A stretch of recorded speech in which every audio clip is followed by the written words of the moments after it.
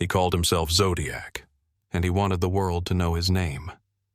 In the late 1960s, the San Francisco Bay Area was gripped by fear. A mysterious killer was targeting couples in secluded areas, attacking without warning, escaping without trace, and then sending cryptic letters to the media signed with a strange symbol, a circle with a cross through it. He claimed to have murdered dozens. He taunted police with ciphers, codes, and threats. And for a time, he became more than just a criminal. He became a ghost story whispered in headlines. But here's what made him different. The Zodiac didn't just kill. He communicated. He wanted attention. He wanted to play a game. And despite decades of investigation, books, movies, internet forums, and even alleged breakthroughs, his identity has never been confirmed. In this episode of Archive Files, The Classics, we reopen the case of the Zodiac Killer, one of the most disturbing unsolved mysteries in American history. Because if he's still alive, he got away with murder. Zodiac's first attacks, 1968 to 1969. The Zodiac's trail of terror began on December 20th, 1968, near the small town of Benicia, California. Teenagers Betty Lou Jensen and David Faraday had driven to a quiet Lover's Lane spot for a date. Around 11 p.m., someone approached their parked car and opened fire. David was shot in the head at close range. Betty Lou was found just a few feet away, killed while trying to flee. There were no witnesses, no known motive, just shell casings and silence. 7 months later, it happened again. On the night of July 4th, 1969, Darlene Ferrin and Mike Mageau were sitting in a car in Vallejo, just a few miles from the first crime scene.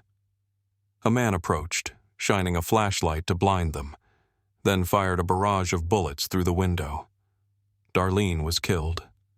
Mike survived, despite multiple gunshot wounds, and would later describe the attacker as a heavy-set white man in his 30s.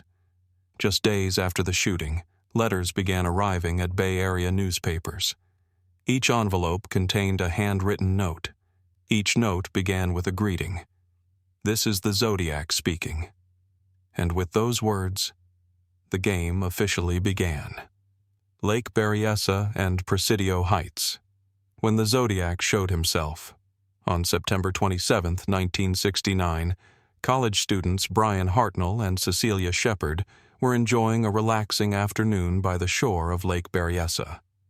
Then, without warning, a man appeared from behind the trees. He wore a black executioner-style hood. On his chest, a strange symbol, a circle with a cross, Zodiac's signature. He spoke calmly, claimed he was an escaped convict. Then, he tied them up and stabbed them repeatedly with a long knife. Cecilia was stabbed 10 times.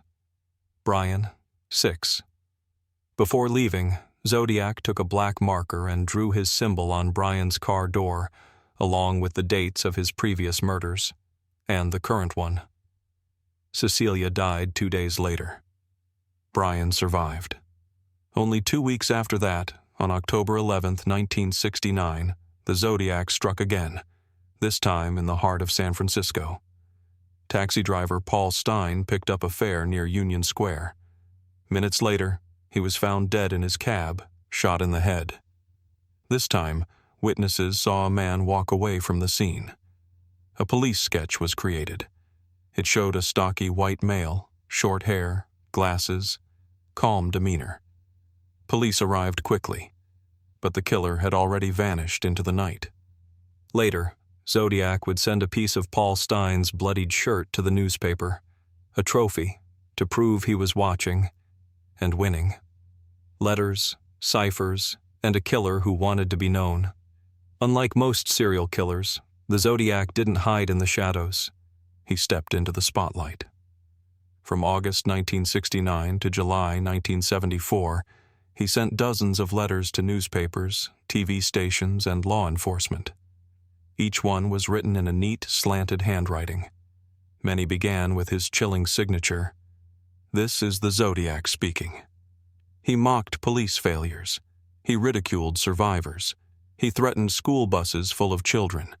And he demanded his letters be published, or else more would die. But perhaps the most infamous part of his correspondence came in the form of ciphers, complex coded messages he claimed contained his name, and the key to his motive. The first cipher, known as Z408, was cracked by a school teacher and his wife. It revealed a disturbing message about killing for pleasure and feeling superior to man. But the message did not reveal his name. 3 other ciphers would follow, one of which, the Z340, remained unsolved for over 50 years until it was finally cracked by a team of amateur codebreakers in 2020. What did it say? "I hope you are having lots of fun in trying to catch me. That wasn't me on the TV show. I am not afraid of the gas chamber." Even with modern technology and new eyes on the case, Zodiac remained just out of reach. He seemed to enjoy being watched, analyzed, chased, but never caught. Because for him, the fear was part of the message. Suspects, dead ends, and the killer who got away. Over the years, police and amateur sleuths have investigated hundreds of suspects. Some had disturbing histories. Others matched witness descriptions. And a few even seemed to confess. But no one was ever charged. The most famous suspect was Arthur Lee Allen, a convicted child molester who lived near several of the Zodiac crime scenes. He owned a watch with the Zodiac symbol. A friend claimed he once said, "I'd like to kill people just to watch them die." Sound familiar? Despite heavy suspicion, Allen's fingerprints, handwriting, and DNA did not match any evidence from the Zodiac letters or crime scenes. He died in 1992. Other suspects emerged in the decades that followed. A teacher with cryptographic skills, a newspaper employee, even a man whose son claimed on his deathbed that "my father was the Zodiac."